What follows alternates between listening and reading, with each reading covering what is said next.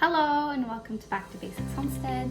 Today I am going to show you how to take a tomato, a ripe tomato, and to get seeds from it. For today's project, you're going to need a container, a bit of water, cutting board, a knife, and maybe a spoon, and a sieve. My light just went off. So I'm gonna bring you up close and I'm gonna show you how I collect and harvest my tomato seeds.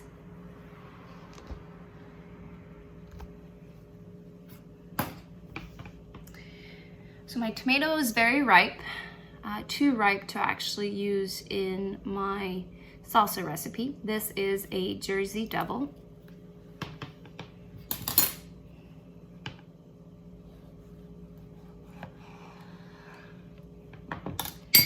I use my spoon.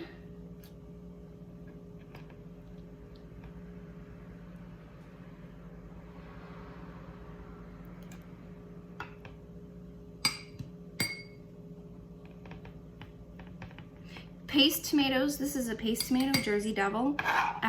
Usually don't have as much seed, but there are some.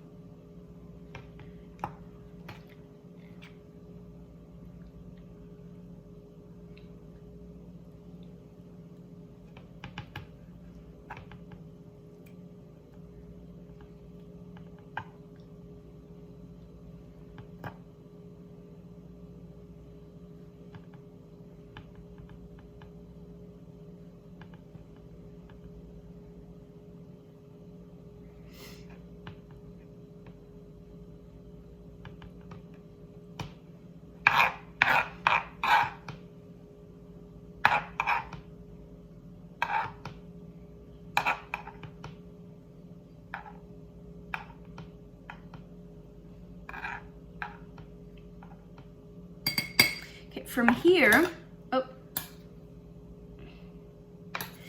I'm going to try to remove as much as possible as the tomato itself, like this part. There's no more seeds on this. Same thing with this part, so that we just have gel and seeds.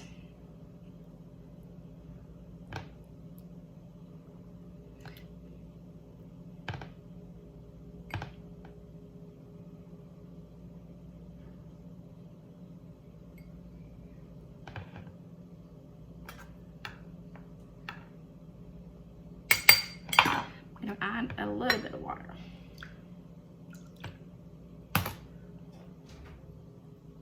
From there, I'm just gonna leave the seeds in this container for a couple of days. Usually it's 3 to 5 days. And after that, I just put it through my sieve, rinse it as much as I can. And then I like to leave, if I can, if I don't need my sieve, I like to leave the seeds in here so that they can air dry as much as possible before I put them in a paper envelope like this.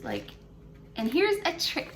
When you finish your paper envelopes, I keep them so that I can store my seeds in them. So after they are really air dry, you can put them in a plate, or what was that? You can put them in a plate and just let them air dry as much as you can before you put them in your envelope. I prefer paper envelope than plastic because instead of buying something, I am reusing, and then I just like to write information of the tomato. So this one was a semi-determinate Kosminov Volkov, and I wrote the date to make sure that I remember what I put in the envelope.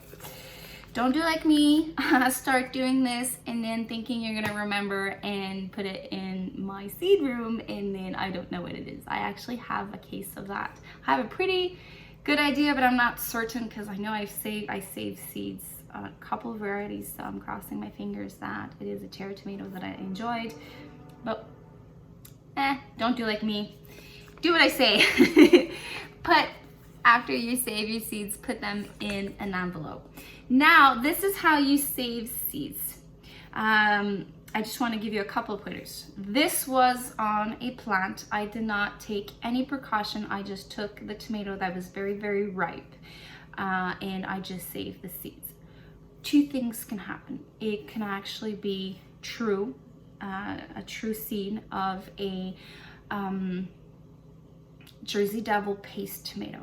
A second possibility, it could be a cross between the plant that was right next to it, which was a Opalka paste tomato. So worst case scenario, I'm gonna have a seed that's gonna give me a cross between an Opalka and a Jersey Devil, which I enjoy both. Another scenario that can happen within this, a bee actually can go from my plant and then decide to go in another row where I have colorful or determinate tomatoes, and a different cross can happen. So if you want to make sure that you have true seeds of the variety you want to save, you can just put like a little jewelry bag over over your flower. So as soon as your flower comes out, you just keep an eye on it and you put that little jewelry bag over it. It's like an organza bag, and you pollinate. As soon as you put it inside the bag, this is where you're gonna tap on the flower and pollinate, because the male and the female is within the same flower. So technically there should not be any crosses, but if you want to be 100% safe, you can just put an organza jewelry bag over your flower and just manually pollinate it.